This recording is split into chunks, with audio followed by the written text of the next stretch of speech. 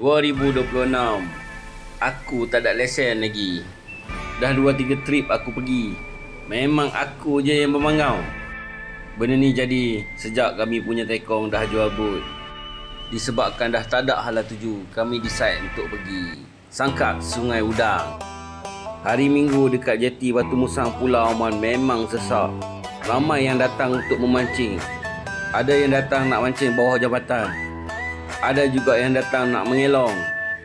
Ada yang pergi Pulau Kendi. Kalau hampa datang bukan hari dia, memang banyak kang blue, si penunggu bawah kayu. Dah jadi adat memancing. Bila dapat ikan, tunjuk ikan. Sembat ikan, sauk ikan, tunjuk ikan. Dapat ikan, raikan ikan.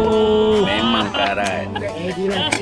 Apa yang best pasal mancing ni, kita tak tahu ikan apa kita dapat. Kadang-kadang rezeki tu datang dengan cara yang kita tak duga.